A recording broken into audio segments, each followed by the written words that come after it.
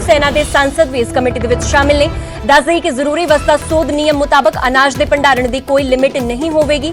गोदाम मालिक जिन्ना मर्जी अनाज अपने कोल स्टोर करके रख सकते हैं। हालांकि किसानों के अंदोलन कारण सुप्रीम कोर्ट तिन्ने कानूनों के लागू होने ते पाबंदी लगा चुकी है।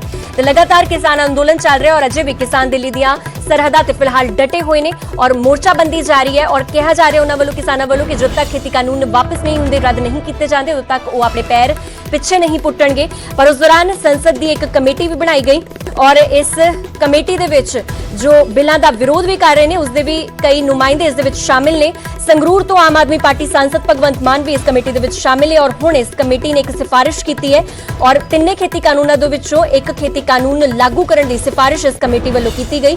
जरूरी वस्ता सोध बिल नूं लागू करने की सिफारिश इस कमेटी ने की है। कमेटी दे विच बिलों का विरोध करने वाले कई दल शामिल ने, जिन्हां दे विच कांग्रेस, टीएमसी, आम आदमी पार्टी, डीएमके, एनसीपी और शिवसेना के कई सांसद शामिल ने।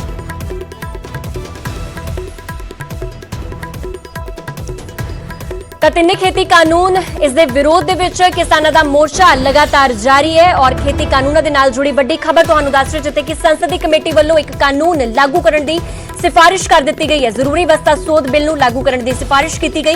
कमेटी दे विच बिलों का विरोध करने वाले कई दल शामिल ने। संगरूर तो आम आदमी पार्टी सांसद भगवंत मान भी इस कमेटी दे विच शामिल ने और पहला खेती कानूनों का विरोध हुंदा है, उस तो बाद एक संसद की कमेटी बनती है। इस कमेटी दे विच कई विरोधी दल भी शामिल ने जो कि केंद्र के विरोधी ने और हुण एक सिफारिश सामने आई है। इस कमेटी वालों यह कहा गया है कि तिन्ने खेती कानूनों दे विचों एक खेती कानून लागू किया जा सकता है जो कि है जरूरी वस्ता सोध बिल। इसनूं लागू करने की सिफारिश इस कमेटी वालों की गई है और इस कमेटी दे विच संगरूर तो आम आदमी पार्टी सांसद भगवंत मान भी शामिल ने। कांग्रेस, टीएमसी, डीएमके, एनसीपी और शिवसेना के कई सांसद शामिल ने। तुहानूं यह भी दस दिंदे हां कि जरूरी वस्ता सोध नियम मुताबक अनाज के भंडारण की कोई लिमिट नहीं होगी और गोदाम मालिक जिन्ना मर्जी अनाज अपने कोल स्टोर करके रख सकते हैं।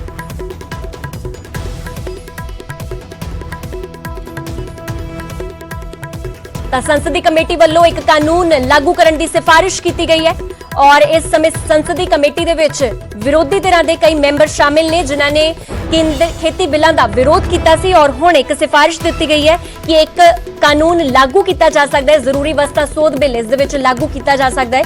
हालांकि जरूरी वस्ता सोध बिल गोदाम मालिक इस दौरान जिन्ना मर्जी अनाज अपने कोल स्टोर करके रख सकता है और इस बिल दी विच ये चीज़ां शामिल ने जिस दे विच गोदाम मालिक जिन्ना मर्जी अनाज अपने कोल स्टोर करके रख सकता है। फिलहाल इस खबर ते वधेरे जानकारी वास्ते मेरे सहयोगी पंकज कपाही साडे नाल होर अपडेट वास्ते जुड़ चुके ने। पंकज, संसदी कमेटी वालों एक कानून लागू करने की सिफारिश की गई है, की है पूरा मामला?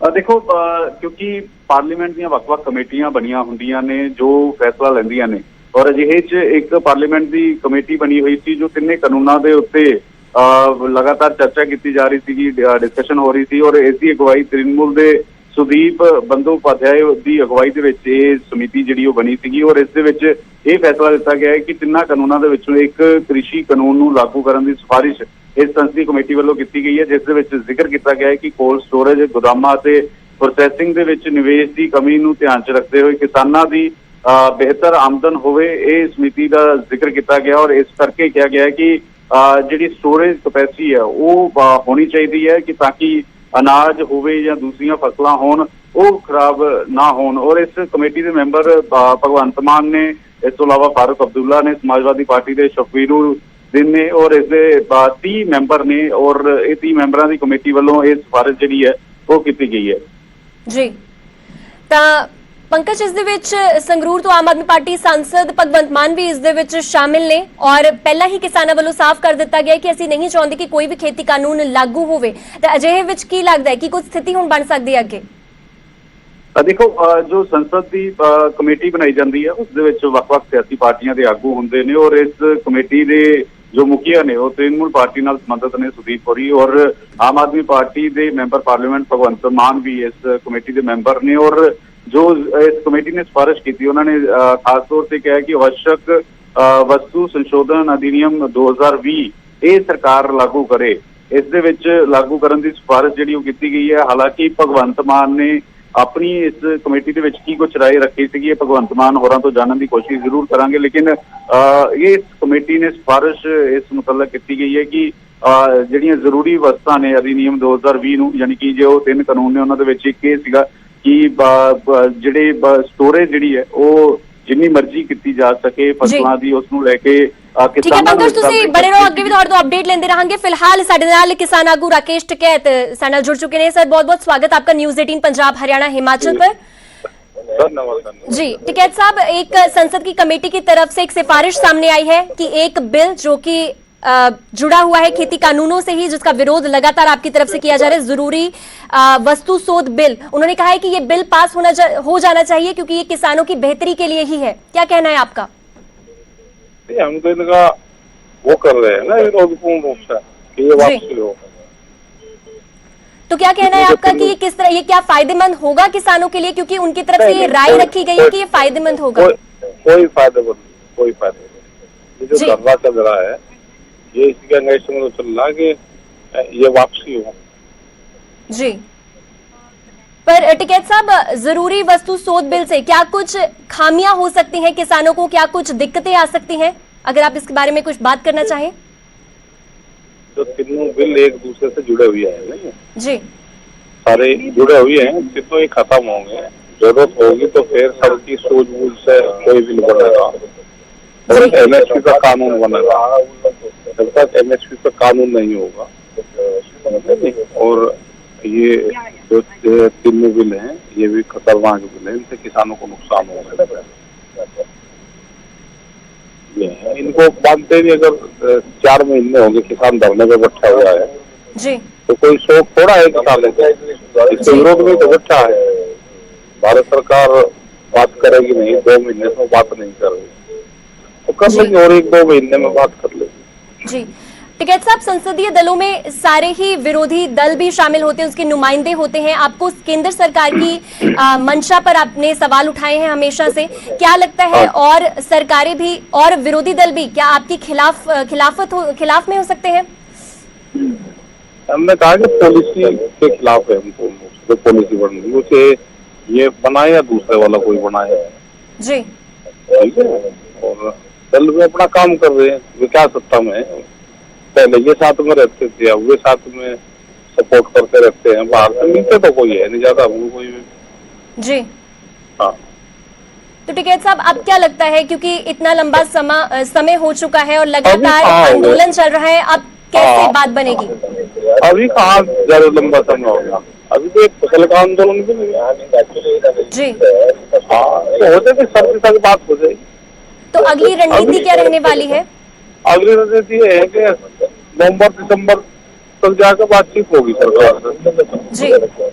उसकी तैयारी रखनी है हमको जी।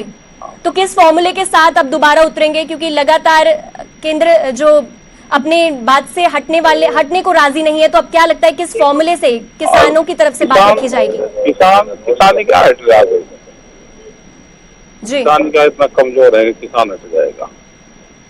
हो जाएगी जब बातचीत शुरू होगी, जब देख लगे। अभी तो ये लगती है बात अभी होगी जी। तो क्या लगता है कि समझौते पर कोई बात बनेगी? क्या किसान थोड़ा बहुत झुक सकते हैं? ना किसान नहीं झुकने जी। हाँ, किसान नहीं झुकने। पर अगर केंद्र सरकार भी आपकी बात नहीं मानती तो फिर कैसे मनवाया जाएगा? और नहीं मानती तो क्या करोगे? हम तो आंदोलन करते रहेंगे, पूरे देश में जाएंगे जी। अभी कर्नाटक में है 3 दिन के लिए, कल उड़ीसा में थे, फिर राजस्थान आएंगे, फिर हिमाचल का प्रोग्राम है 1 दिन का, उत्तराखंड का भी है, तो पूरे देश भर में जाएंगे, झारखंड जाएंगे, सब जगह जाएंगे जी। पर टिकैत साहब, आप पर आरोप भी लग रहे हैं कि आप बंगाल में राजनीति कर रहे हैं। ना, हम क्या चुनाव लड़ रहे हो आप बंगाल में?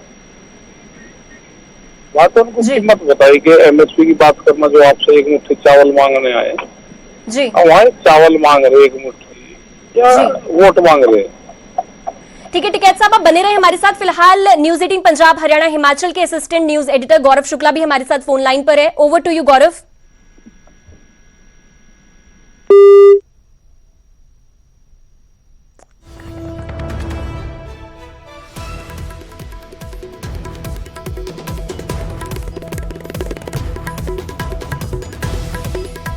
ਤਾਂ ਇੱਕ ਵਾਰ ਵੱਡੀ ਖਬਰ ਤੁਹਾਨੂੰ ਇਸ ਵੇਲੇ ਦੱਸ ਰਹੀ, ਸੰਸਦੀ ਕਮੇਟੀ ਵੱਲੋਂ ਇੱਕ ਕਾਨੂੰਨ ਲਾਗੂ ਕਰਨ ਦੀ ਸਿਫਾਰਿਸ਼ ਰੱਖੀ ਗਈ ਹੈ, ਜਿਸ ਤੇ ਸਾਡੇ ਨਾਲ ਕਿਸਾਨ ਆਗੂ ਰਾਕੇਸ਼ ਟਕੈਤ ਵੀ ਗੱਲ ਕਰ ਰਹੇ ਸੀ ਔਰ ਉਹਨਾਂ ਨੇ ਕਿਹਾ ਹੈ ਕਿ ਅਸੀਂ ਕਿਸੇ ਵੀ ਅਜਿਹੀ ਸਿਫਾਰਿਸ਼ ਦਾ ਖੰਡਨ ਕਰਦੇ ਹਾਂ ਔਰ